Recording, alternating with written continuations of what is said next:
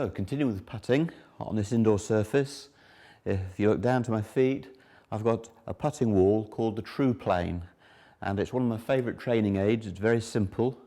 In broad terms, it's like a mini Explanar. The big hoop controls the arc and the plane of my full swing. The True Plane controls the arc and width and the plane of the putting stroke. So, I go through my routine, offering the face squarely to my intended line, making sure the club is in properly. I lean forward and build my grip, take my stance. Now remembering that the face of the putter is between my feet, that's the base of the arc. If the ball's between your feet, the club is still descending. I'd rather that you have the blade at the base of the arc at impact. Now this little True Plane putting aid just guides the movement of my putter head. So I can just trust the wall of the True Plane to make a good stroke. Here we go, just backwards and forwards, the right pace. You can see a little bit of break brought the ball back into the hole. Now, this is where the True Plane is really clever. If I show you the view that I had, you can see these black lines, and they're meant to show you where the putter face, how the putter face behaves.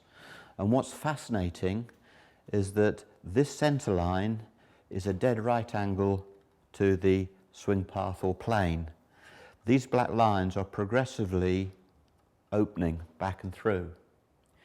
You see what happens in putting, if the putting stroke were entirely vertical, the putter face would always have a square relationship with the target.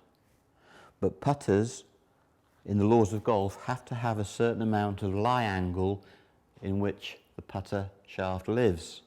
So that means that rather than having a perpendicular Ferris wheel, constantly square face, the face is square at address, and because the arc is inclined, it appears that the face opens a little bit.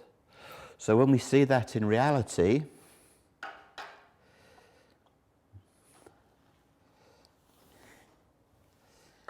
we're not expecting the face to stay absolutely square. You would depart from the plane. Because this is an inclined plane, the neutral movement, the face opens a degree, probably 2 degrees, 3 degrees. If you watch Tiger Woods' putting stroke in slow motion, you can see the blade open and close. Now when we say open and close, we're talking about the ball target line. When the stroke is correct, the face is staying square, the path and the plane described by the putter. So let's do that with the True Plane. There's the blade, taking my setup. I mustn't try to keep the face square, it must just react quite naturally.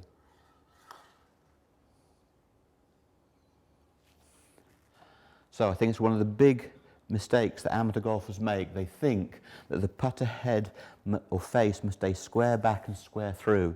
And if you do that, you tend to go outside the line and pull your putt. We have to accept that with the inclination of the swing plane mildly to this side, that there has to be a slight tracking to the inside to square and then another way through back. What we don't want is the face rolling in any sense. So my shoulders are in good place, my hands and arms are hanging, and again all I think about is rolling the ball the right distance. So there we have it. The key to putting well is to roll the ball. To roll the ball well, you need to have your putter face square to the intended line, and you have to have good posture. Once you've gone through that, your hands are actually making the putter head work. The skill is to disguise your hand action within the swing plane.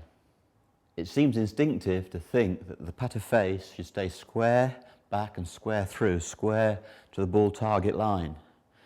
If you imagine the stroke like a miniature Ferris wheel, imagine a miniature London Eye here, and that the gondolas are going around, they would always be at a right angle to that target line.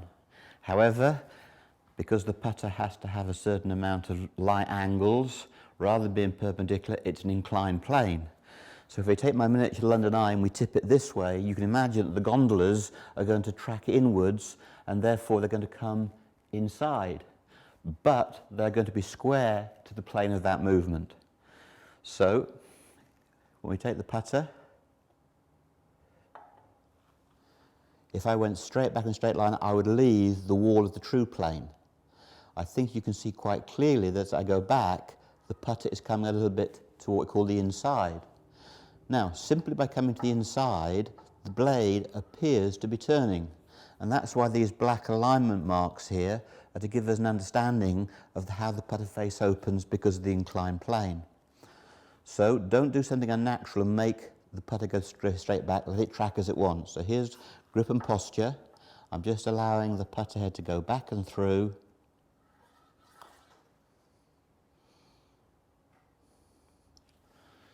So there you have it. Don't fall into the trap of keeping the face square. Let the blade track. If your posture and shoulder movement are good, the putter head is going to track just as it should do on this true plane putting aid. It's a very simple aid, but one that I commend to you. So let's give you a bird's eye view, or a golfer's eye view, of how that looks when I'm actually hitting a putt. We're set up with the wall of the true plane putting aid. I'm aligning my face. Now my face is square to the intended line, and this black line in the true plane is absolutely a dead right angle. Now, if you succumb to the instinctive thing and go back in a straight line, the putter head actually departs from the true plane. Because the wall of the true plane is inclined, as it should be, the putter face appears to come slightly inside. So, these black lines here are actually graduated a degree or two to open as the movement progresses. So while the face is square at address, as you go back on the plane, the little black line shows me that the putter face appears to be opening. Now it's not opening in the sense of twisting the face, that would be a disaster. It's only opening or appearing to open because of the fact that we have an inclined plane. So here we go, we address the ball and we let the putter track on the wall. The face will behave properly. So, as you can see quite clearly, we're not falling into the trap of the putter face staying square. We're letting the plane of the movement determine the arc and the putter face. Keep it as natural as possible. Most of your putting stroke comes from the pre-shot routine. If you get this right and roll the ball, guess what? You've probably got the stroke that you wanted in the first place.